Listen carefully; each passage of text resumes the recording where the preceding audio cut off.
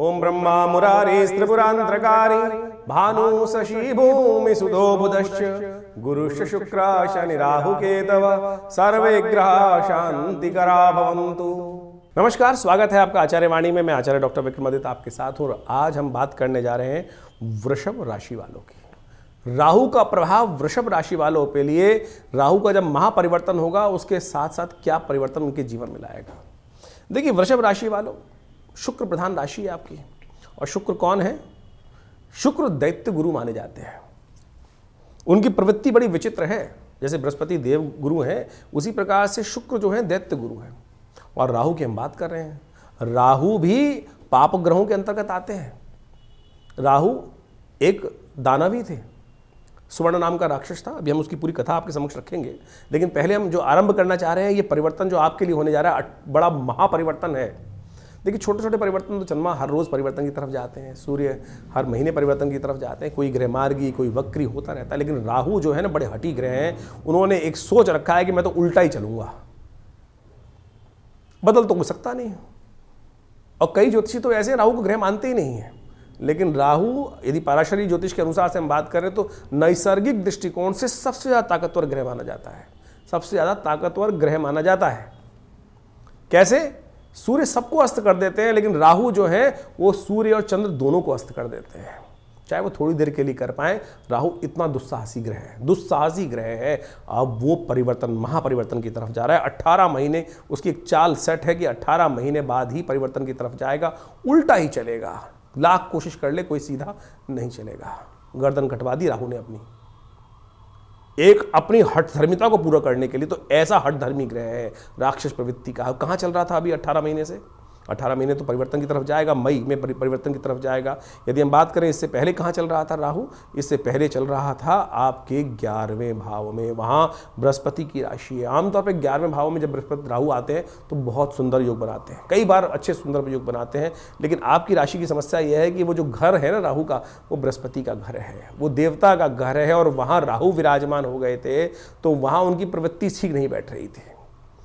राहु है, उनको उल्टी चाल चलनी है। और बृहस्पति महाराज हैं, वो देवता है कि उनको सही बात समझ में आती है, उल्टी बात समझ में नहीं आती है। तो वहाँ कहीं ना कहीं क्लैश चल रहा था। जो लाभ के योग थे वो पूरे बनते बनते भी कहीं ना कहीं अटक रहे थे। अब राहु जा रहे हैं अपने एक विशेष भाव में, विशेष घर में, कि जहाँ पर यदि आपने उसकी चाल को समझ लिया तो आप बहुत कुछ वारे न्यारे कर सकते हो। और नहीं समझ पाए तो दिमाग को धनिया कर देगा राहु। सब साफ समझ लीजिए, दिमाग को धनिया कर देगा, चाल समझ में नहीं आएगी। इसलिए ज्योतिष का लाभ लीजिए, पहले समझ लीजिए राहु करने क्या वाले हैं।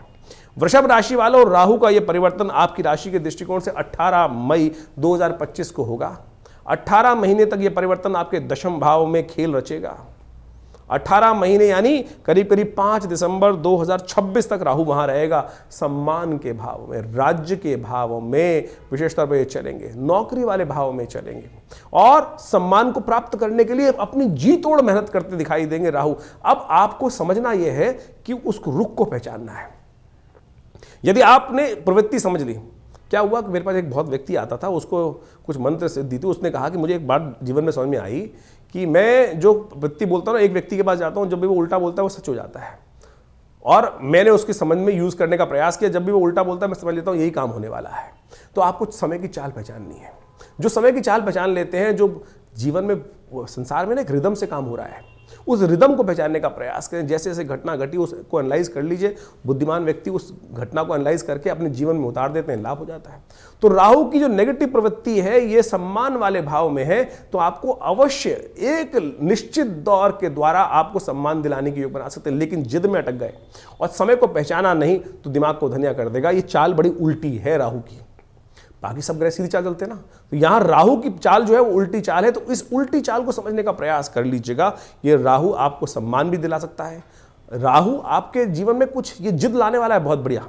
ये जिद लाने के योग बनाने वाला है। अननेसेसरी की जिद प्रवृत्ति मन में उत्पन्न कर सकती है। नहीं, मुझे ये तो प्राप्त करना ही, क्या कार्य सिद्धि वाला भाव है ये कार्य सिद्धि। यानी राहु ने जो सोचा था ना कि मुझे तो अमृत पीना ही है, उसने भगवान को देख लिया, मोहिनी अवतार धारण कर रहे हैं भगवान और ये हमको पिला नहीं रहे हैं। यानी वो समझ इतनी जबरदस्त है कि वो राहु जो है वो माइन्यूट से माइन्यूट, छुपी से छुपी चीज को आपको समझा सकता है।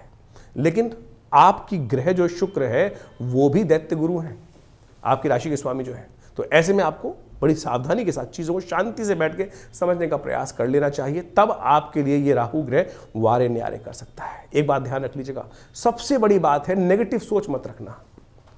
अगर नेगेटिव सोच रखी तो आपके लिए कष्ट देने के योग बना देगा। राहु ये बात कर रहा है खास तौर पे मंदी सोच, नेगेटिव सोच से आपको उठने का प्रयास करना पड़ेगा। और यहां अगर नेगेटिव सोच रही, छोटी सोच, नेगेटिव सोच, छोटी सोच यदि रखोगे ना, तो ये राहु कि बस छोटी सोच क्या होती है, अरे बस 10 रुपये तो कमाने हैं, 10 रुपये, अरे बड़ी सोच समझ लो, ये 18 महीने के लिए बड़ी सोच, सफलता वाले भाव में, सम्मान वाले भाव में, राज्य वाले भाव में, बड़े स्थान वाले भाव में राहु आ गए हैं और बड़ी सोच से बड़ा लाभ देने के योग बना सकता है। नहीं तो बाद में सोचोगे 18 महीने बाद, अरे यार उस वक्त तो ये सोच लेते तो ये कर लेते। कई बार समझ लेते हो ना, यार ये बुद्धि लेट आ रही है, दिमाग को धनिया करने वाला राहु आ रहा है यहाँ पर, तो पहले से ज्योतिष के ज्ञान के अनुसार से यदि आप लाभ ले लोगे तो ये वारे न्यारे करने की स्थिति उत्पन्न कर सकता है। राहु की स्थिति बड़ी विचित्र होती है। अभी हम शास्त्र के दृष्टिकोण से राहु का एक मत आपके समक्ष रखते हैं, उससे आपको वास्तविक तौर पर राहु की जिद समझ में आ जाएगी, राहु कितना जिद्दी ग्रह है, कैसे उत्पत्ति हुई राहु की। शास्त्र में हर चीज को प्रमाणित बताया गया है, फिर हम आपको उपाय भी बताएंगे, फिर हम आपको भी लास्ट में उपाय भी बताने वाले हैं। कितने साधारण से उपाय हैं और लोग पता नहीं कितने प्रपंच में फंस जाते हैं। आप पता नहीं लोगों लाखों करोड़ों रुपए खर्च कर देते हैं उपाय को जानने के लिए। हम इस कार्यक्रम के माध्यम से आपके समक्ष सरलता से बहुत छोटी छोटी चीजें रखने वाले हैं। पहले तो ये समझिए राहु है क्या। काल गणना के अनुसार से हमारे पुराणों इत्यादियों में बहुत सारी कथाएं इंगित की गई हैं। राहु, जैसा हमने आपको बताया, एक बड़ा हठी ग्रह है। आपको इसकी पुरानी कथा तो समझ में आती होगी, बहुत सारे लोगों को शायद ज्ञान नहीं है, उसके संबंध में समझ लीजिए कि राहु का प्रभाव हठी क्यों है। कहा जाता है संसार के अंदर विशेष तौर पर समय समय पर विभिन्न घटनाएं घटी। एक बार संसार में समस्त कहा जाता है कि देवताओं और दैत्यों ने मिलकर सोचा कि अब संसार में बहुत सारी निधि की समाप्ति हो गई है, बहुत सारे चीज़ें कम हो गई हैं, निधि समाप्त हो गई थी संसार से।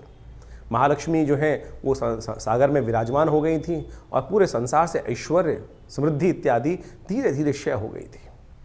तो कहा जाता है कि आवश्यकता आविष्कार की जननी है। जिस प्रकार से तो देवताओं ने और दैत्यों ने मिलकर कुछ विचार किया, क्यों ना शोध किया जाए, मंथन किया जाए।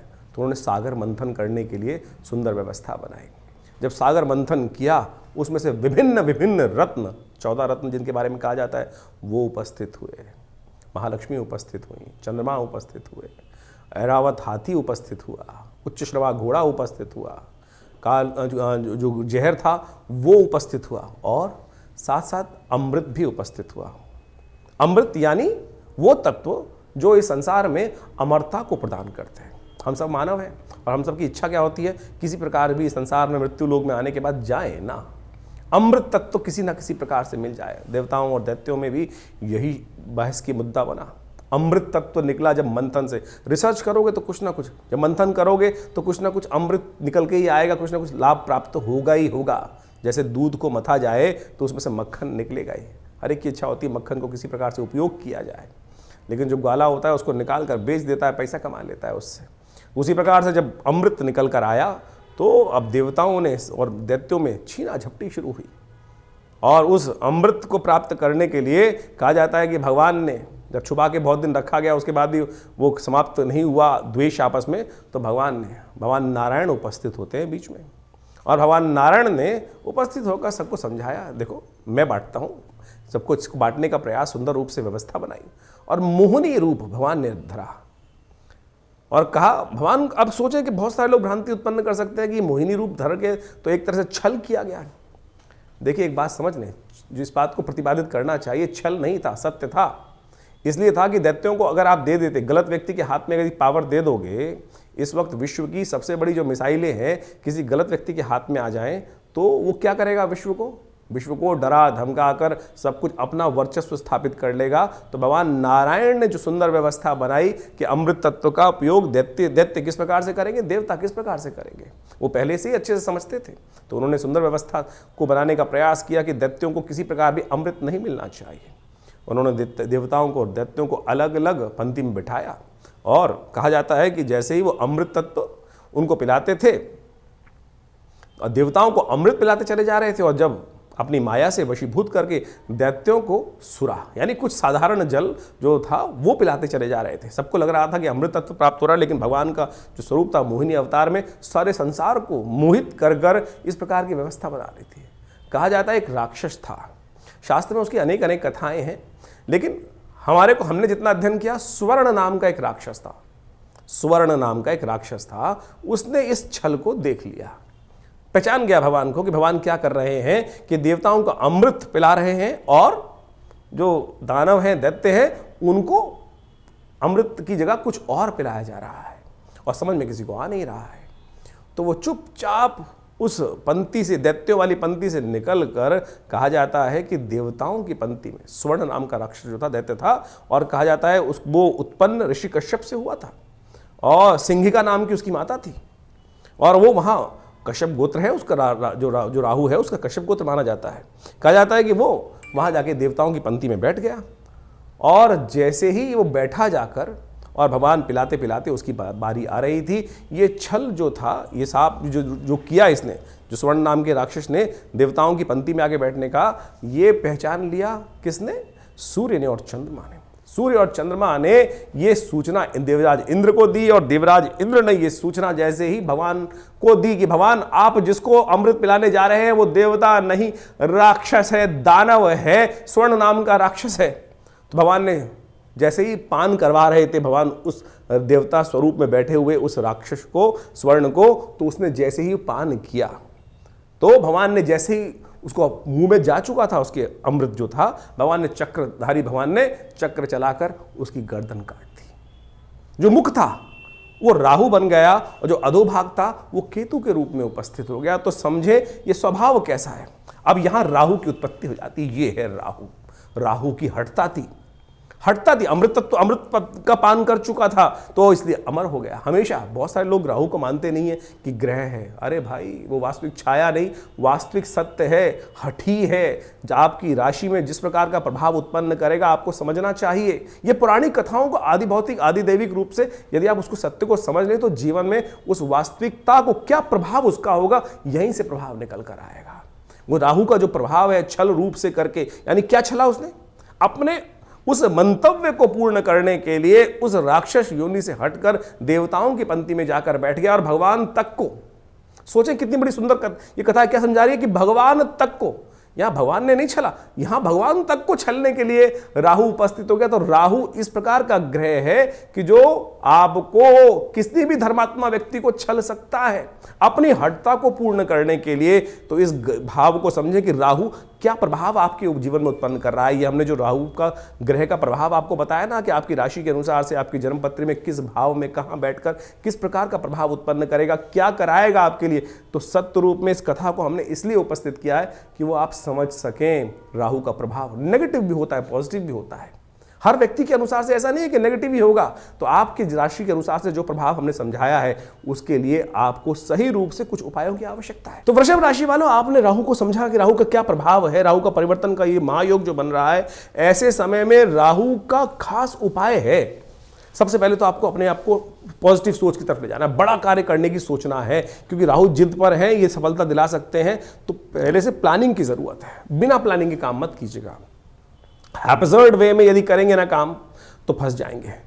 ऑर्गेनाइज्ड वे में राहु ने क्या किया काम, हैप्जर्ड वे में काम करने का प्रयास किया। यही चीज को ऑर्गेनाइज कर लेता एकदम तो नहीं फंसता। हैप्जर्ड वे में काम करोगे तो फंस जाओगे, इस बात को समझना, बड़ी सोच रखो। एक उपाय, क्योंकि राहु शनि के घर में आए हैं, शनि उनकी प्रवृत्ति वाले ग्रह हैं, तो शनि के सदृश जिस घर में जाओ ना तो उसके अनुसार से कार्य करना, उसी में ढंगने का प्रयास करो। उसी ढंग से उपाय करोगे ना तो रास्ते बनाओगे, उसी ढंग में जाके उनकी जैसा देश वैसा भेष। समझे, राहु आ गए हैं अब शनि के घर में, शनि की राशि में आ गए हैं, तो वहां पर जैसा शनि के साथ करते हो वैसा ही उपाय करने की जरूरत है। तब अवश्य आपको सफलता देने के योग बना सकते हैं राहु महाराज। सबसे पहले तो क्या करें, शनि का जो विशेष तौर पर एक अद्भुत उपाय होता है ना कि हनुमान जी को प्रसन्न करने का प्रयास करें, सुंदरकांड का पाठ करने का प्रयास करें। और एक काम और करें, हनुमान जी और शिव में तो कोई फर्क है नहीं, शिव ही साक्षात शिव स्वयं हनुमान जी के रूप में ही आए। तो क्या करें, आप शिव का अवश्य जब खासतौर पर प्रदोष का समय हो, प्रदोष की तिथि हो, और जब यानी त्रयोदशी शाम के समय जब पड़ रही हो कृष्ण पक्ष में, तो उस दिन विशेष तौर पर भगवान शिव का अभिषेक करने का प्रयास करें। दुग्ध से, तिल युक्त दूध से भगवान का अभिषेक करने का प्रयास करें। शनिवार के दिन कम से कम पीपल के पेड़ के पास जाकर कुछ जला दीजिए, खासतौर पर दिया जला दीजिए तिल के तेल का, और हो सके तो एक काम और करें, ओम भ्रांग भ्रीं भ्रौंग से राहवे नमः, इस मंत्र का यथाउचित भाव से जप करने का प्रयास करें। देखिएगा वृषभ राशि वालों, यह आपके लिए महत्वपूर्ण परिवर्तन का योग बनाएगा। यदि भगवान शिव का अभिषेक गंधोदक से करें, दूध के अंदर तिल डालकर और थोड़ी गंधोदक यानी थोड़ी सुगंधित द्रव्य डालकर भगवान का अभिषेक, कहा गया है भगवान का मंत्रम त्र्यंबकम यजामहे सुगंधिम पुष्टि वर्धनम। सुगंधिम, सुगंध जो है वो पुष्टि वर्धन करती है, तो सुगंध युक्त दूध, सुगंध युक्त जल, जो गंध द्वारा जल है उसके द्वारा भगवान का अभिषेक करने से देखिएगा आप बहुत लाभ ले सकते हैं। एक उपाय और शास्त्र बता देते हैं, आप अपने घर में गूगल की धुनी, अष्टगंध की धुनी, अष्टगंध अगर तगर नागर मोता बालचड़ छाड़ छबीला शाम के समय कर दिया करें। खुद नहीं है तो कम से कम घर में करवा दे। राहु के नेगेटिव प्रभाव को घर से दूर भगाना चाहते हो, शास्त्र कहता है गूगल अष्टगंध जलाने से भूत भाग जाते हैं, दुष्ट भाग जाते हैं, नेगेटिव एनर्जी भाग जाती है। तो राहु का नेगेटिव इफेक्ट को दूर करने के लिए ये उपाय आप अवश्य थोड़ा सा कर लिया कीजिए। एक विशेष तौर पे कोयला लेकर या गोबर का कंडा लेकर उसकी आग बुझाकर उसके ऊपर थोड़ा सा जब अंगारा अंदर आ जाए तो थोड़ा सा अष्टगंध या गूगल उस पर डाल दिया, घर में हवन का स्वरूप हो जाएगा, अग्नि का वास हो जाएगा। और उससे क्या होगा, ये जो धूम्र घर में होगा राहु के नेगेटिव प्रभाव को दूर करने का रास्ता बना देगा। और भी बहुत सारे उपाय हैं शास्त्र में, वो सब भी हम आपके समक्ष उपस्थित कर रहे हैं। जैसा उचित समझें वो करने का प्रयास करें, लेकिन सोच पॉजिटिव रखना, बड़ी रखना। यदि बड़ी सोच रखोगे तो ये राहु दशम भाव में सफलता, आपको बड़ी सफलता देने का योग बना सकता है। राहु ग्रह को ठीक करने के लिए शास्त्र में अनेक अनेक उपाय बताए गए हैं। राहु भ्रमकारक ग्रह है, राहु वास्तव में मिथ्यात्मक ग्रह है, राहु बड़ा महत्वाकांक्षी है। और इन सब का प्रभाव राहु पर जब पड़ता है तो उसके लिए ठीक करने के लिए देखिए, सकल पदार्थ हैं जगमाही कर्महीन पुरुष पावत नाही, ये तुलसी बाबा ने बहुत सोच समझ के एक बात लाइन लिखी है। और उन सब उपायों को किस प्रकार से ठीक रूप से किया जाए, अब आपकी राशि के अनुसार से आपने राहु का पूरा प्रभाव समझा, कुछ विशेष उपाय भी किए, लेकिन कुछ जनरल उपाय भी हैं शास्त्र के अनुसार से। कुछ जनरल उपाय इतने बढ़िया रूप से हैं कि यदि राहु ग्रह के दुष्प्रभाव को ठीक करने के लिए, अब क्या है कि जैसे दवाइयाँ होती है, वो एक ही दवाई तो है नहीं कि एक ही दवाई को खाएंगे ठीक कर लेंगे।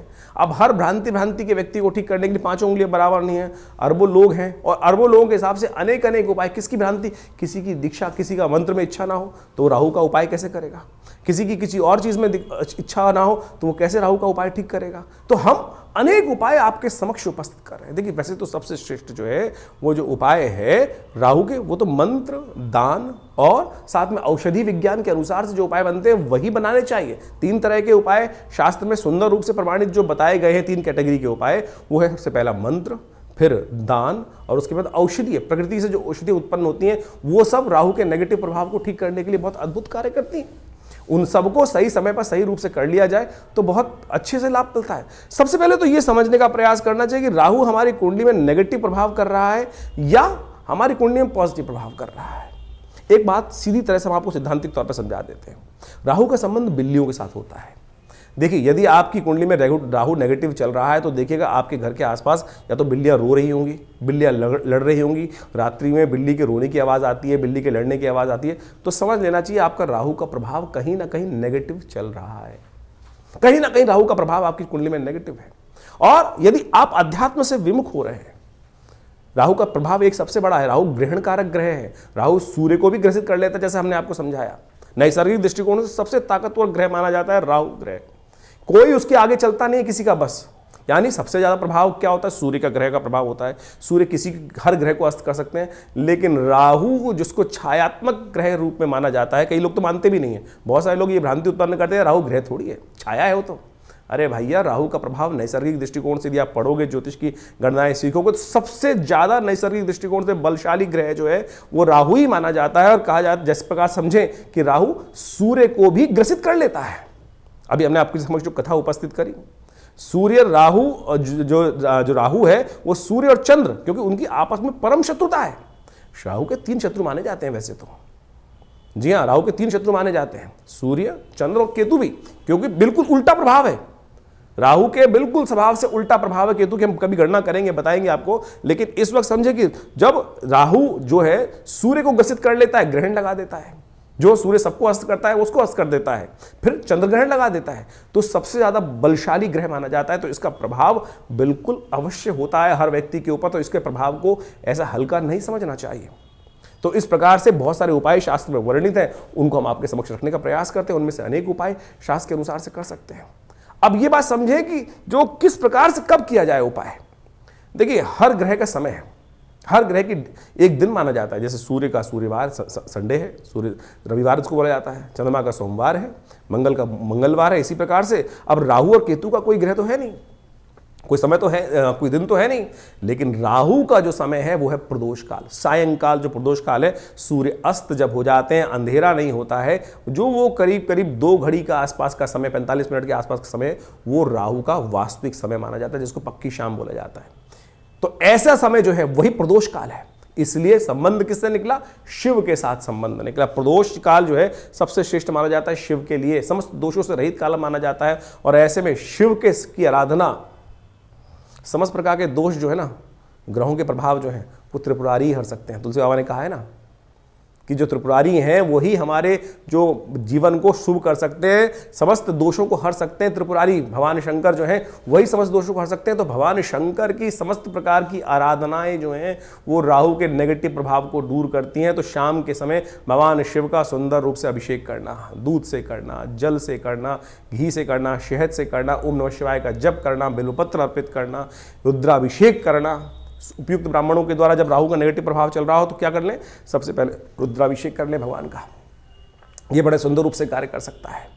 और साथ साथ क्या करें? ओम भ्रांग भ्रींग भ्रौंग, जैसा हमने आपको बताया अभी कुछ देर पहले, ओम भ्रांग भ्रींग भ्रौंग से राहवे नमः, ये राहु का बहुत अच्छा मंत्र है, इसका जप कर लिया कीजिए। एक और राहु का उपाय प्रभाव बताएं। राहु का मंत्र जप जो करें रुद्राक्ष की माला से कर सकते हैं, वो कोई दिक्कत नहीं है, लेकिन बड़े शुद्ध रूप से करें। बड़ा सीधा साधा मंत्र है, ओम भ्रांग भ्रींग भ्रौंग से राहवे नमः। एक काम और कर सकते हैं, जो पूजा वाले नारियल होते हैं ना, जब राहु का नेगेटिव प्रभाव किसी प्रकार भी ठीक ना हो रहा हो तो एक काले कपड़े में शनिवार के दिन रात्रि के समय शाम को जब सोएं तो अपने सिराने 4 पूजा वाले नारियल काले कपड़े में लपेट के रख लें और सुबह किसी चलते पानी में उसको प्रवाहित कर दिया करें। ये राहु का बहुत अच्छा नेगेटिव प्रभाव को दूर करने के लिए अद्भुत उपाय है। और साथ साथ एक उपाय और हम बताने का प्रयास करें। मां दुर्गा की सुंदर आराधना भी राहु के नेगेटिव प्रभाव को ठीक करती है। एक बात और समझ लें, किसी प्रकार का तामसिक आहार, किसी प्रकार का गलत भावों में जाना, ये राहु के नेगेटिव प्रभाव को और बढ़ा देगा। राहु किसका प्रतीक है? अभी हमने आपको कथा समझाई, राहु जिद का प्रतीक है। अभी आपके मनोभाव में यदि जिद आ रही है तो यानी वो समझ लीजिए राहु नेगेटिव प्रभाव उत्पन्न कर रहा है। इतना हटी कि जाकर भगवान के उस छल को पहचानने के बाद उस भी अपनी हटता पे अड़ा रहा। देखिए सामने किससे लड़ने जा रहा था? एक साधारण राक्षस भगवान नारायण से लड़ने के लिए उपस्थित हो गया और उनके विमुख जाकर यानी अपनी हटता, अपने मंतव्य को पूर्ण करने के लिए इतना हटी राहु ग्रह है कि जाकर वहां बैठ जाता है। उसको पता था मेरा क्षय होना निश्चित है, लेकिन फिर भी दाव खेल जाता है। तो ऐसा हटी राहु ग्रह है, उसको ठीक करने के लिए गोमेद रत्न बड़ा अच्छा है। 8 रत्ती का गोमेद आप धारण कर सकते हैं, लेकिन शुद्ध रूप से मिल जाए तो। आज की तारीख में तो रत्नों का ऐसा हिसाब किताब हो गया है कि वो लैब में बनाकर लोग बेच देते हैं, फिर वो कल्चर्ड है तो क्या उत्पन्न करेंगे। इसके साथ साथ आप राहु का जो प्रभाव है वो भी उसको ठीक करने के लिए कार्य कर सकते हैं। आप एक काम कर सकते हैं, कोयला लेकर यदि शाम के समय चलते पानी में उसको प्रवाहित कर दीजिए। कभी कभी ये उपाय कर लिया कीजिए। मूली का दान करना भी राहु के लिए बड़ा अच्छा उपाय माना जाता है। एक उपाय और बताएं आपको हम, बड़ा सुंदर उपाय है। देखिए राहु जो प्रभाव है ना, वो भ्रम का प्रभाव है। भ्रम छाया कारक ग्रह है। राहु के उपाय को, राहु के नेगेटिव प्रभाव को ठीक करने के लिए काम कर सकते हैं आप नित्य प्रति। देखिए हमने जैसे कहा कि औषधि जो विज्ञान है वो बड़ा सुंदर है। अपने घर में गूगल की धूम्र उपस्थित किया करें। शाम के समय अवश्य काम करें कि एक कोयले का जो या लकड़ी का बना लीजिए कोयला, उसके अंदर हवन इत्यादि की सामग्री डालकर उस जो लकड़ी का कंडा है उसको रख लीजिए। या गोबर का जो विशेष तौर पर जो उपला बनाया जाता है उसमें आग लगाने के बाद उसके ऊपर थोड़ी सी गूगल अष्टगंध के अंदर आती है गूगल, एक पेड़ का गोंद होता है गूगल के पेड़ का, उसको डाल दिया जाए। ये बड़ा सुंदर प्रभाव है। राहु के नेगेटिव प्रभाव को धूम्र उपस्थित कर आप राहु के नेगेटिव प्रभाव को ठीक कर सकते हैं। राहु के विभिन्न कोण हैं। जो नैऋत्य कोण माना जाता है वो राहु का कोण माना जाता है। उस कोण को, घर को साफ रखने का प्रयास करें। गंदगी ना रखें उस कोण को। उस राहु जब नेगेटिव हो रहा होता है, समझ लीजिए उस कोण में घर में नेगेटिव आनी शुरू हो जाती है। उस कोण में कम से कम जूते ना रखें। नैऋत्य कोण में जूते ना रखने का प्रयास करें। गंदा न रखने का प्रयास करें।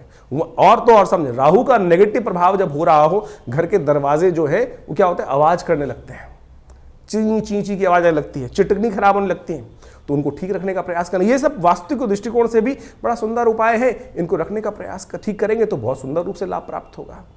जो आपके घर में राहु क्या है, एक नेगेटिव ग्रह है और धूम्रात्मक ग्रह है, कोशिश ये करें आपके घर में गंदगी नहीं होनी चाहिए। जैसे आपके नहाने की जगह, स्नान करने की जगह है, वहां बहुत सारी, कई बार क्या होता है, काई लगी है, कुछ लगी है, घर में बहुत सारी सीलन आई हुई है, तो समझ लीजिए राहु का नेगेटिव प्रभाव आपके जीवन में चल रहा है। उसको तुरंत ठीक करने का प्रयास करें। फटी हुई चप्पल पहन रखी है, ये राहु का नेगेटिव प्रभाव है। और अब क्या होता है कि व्यक्ति चलाए चले जाते, दरिद्रता को पाल के रखते हैं, तो ऐसे में उनको ठीक करने का आपको प्रयास कर लेना चाहिए। यदि इन सब चीजों को हमने जो उपाय बताए उनको आप कर लें। राहु का यंत्र अपने आप में बहुत जबरदस्त चीज है।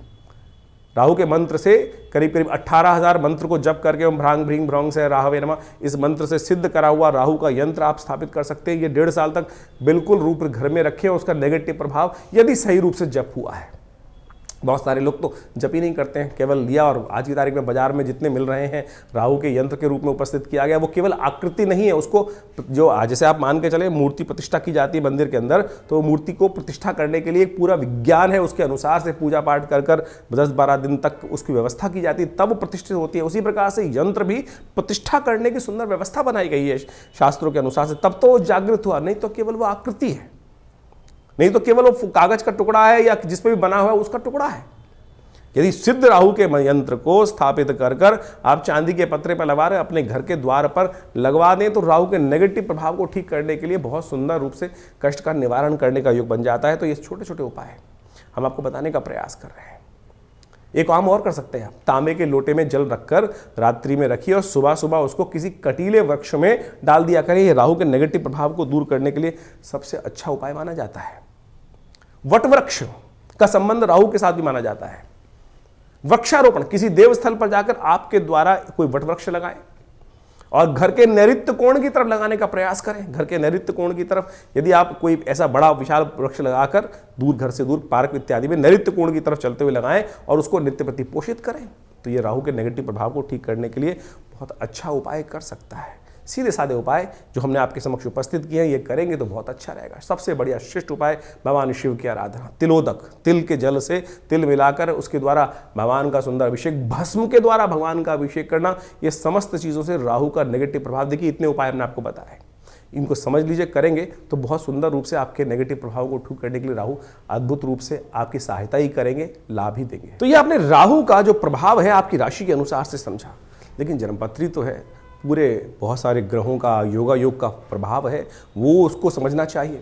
लेकिन एक स्पेसिफिकली ग्रह भी परिवर्तन कर जीवन में वारे न्यारे कर सकता है, इस बात को हमको समझना चाहिए। जन्मपत्री जो है बहुत ही वृहद वर्णन है ज्योतिष का, और उनमें अनेक योग आपकी जन्मपत्री में बने होते हैं, और जिनको विभिन्न शास्त्रों में पाराशर, जयमिन इत्यादि विभिन्न ऋषियों ने, विभिन्न संतों ने समय समय पर ज्योतिष के जो प्रकांड पंडित थे उन्होंने उपस्थित किया है। और उन सब ग्रहों की स्थिति को समझकर, यदि उन ग्रहों की स्थिति को समझें और उनका प्रभाव समझें और उसका प्रभाव हमारे पर किस प्रकार का होने वाला है, हम जिस वक्त जन्म लिए हैं, हमारे जन्मपत्री में जो ग्रहों का प्रभाव है वो किस प्रकार का है, यदि उसको सही समय पर समझ लिया जाए तो आने वाले समय को सही से समझकर जीवन के बहुत सारे कष्टों को दूर कर सकते हैं। कई बार क्या होता है कि जब भाग्य में बहुत कुछ कष्ट लिखा होता है तो हम सही जगह पहुंच नहीं पाते हैं। इसलिए भाग्य को, ज्योतिष विज्ञान जो है, ज्योतिष को विज्ञान कहा जाता है, ज्योतिष को शास्त्रों में जो विज्ञान की बात की गई है, देखिए सोचें कि आज नासा की जो गणना है वही हमारे ज्योतिष शास्त्र की गणनाओं को बिल्कुल मैच करती हैं। चाहे वो ग्रहण का प्रभाव हो, चाहे वो ग्रहों की दूरी हो, चाहे वो ग्रहों की गति हो, चाहे वो ग्रहों का जिस प्रकार से अस्त होना, दिखाई देना, किस प्रकार का योगा योग बनना है, कब, आज नहीं 100 साल बाद का भी गणना ज्योतिष शास्त्र के अनुसार से बताई जा सकती है, और वो बिल्कुल एग्जैक्टली मॉडर्न एस्ट्रोनॉमी के पॉइंट ऑफ व्यू से बिल्कुल एग्जैक्ट बैठती हैं। तो आप इस बात को सत्य रूप में समझ लें कि ज्योतिष के प्रकांड पंडित जिन्होंने इस संपूर्ण ज्योतिष विज्ञान की संरचना अनादिकाल से करी, अनादिकाल से, कोई इसको गणना की जाए कि 100 साल, 500 साल पहले, 1000 साल पहले या 2000 साल पहले, नहीं, अनादिकाल से भारत के अंदर वेद विज्ञान के अनुसार से जो सृष्टि संवत लिखा गया है वो करोड़ों में है, और उसके अनुसार समझ सकते हैं कि हमारी काल गणना बिल्कुल एग्जैक्ट कहाँ से रही, हम विकसित थे। विकसितता की तरफ चलते चले जा रहे हैं। और ज्योतिष की महत्ता इसी बात से परिपूरित हो जाती है कि ज्योतिष की जो गणनाएं हैं वो बिल्कुल आज मॉडर्न साइंस के अनुसार से एग्जैक्ट बैठती हैं।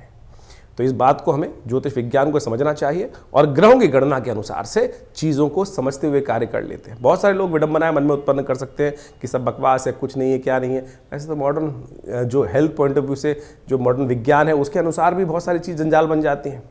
और लेकिन जब भाग्य होता है तो सही दिशा सही डॉक्टर पे व्यक्ति पहुंच जाता है और उसके द्वारा बताए गए निदान को प्राप्त कर कर आरोग्यता प्राप्त कर लेता है। वही ज्योतिष विज्ञान है कि सही समय पर हमें सही समय की चाल समझ में आ जाए और उसका प्रभाव हमारे जीवन पे किस प्रकार का प्रभाव होने वाला है वो समझ में आ जाए तो हम जीवन के वारे कष्टों को दूर कर सकते हैं, वारे न्यारे कर सकते हैं।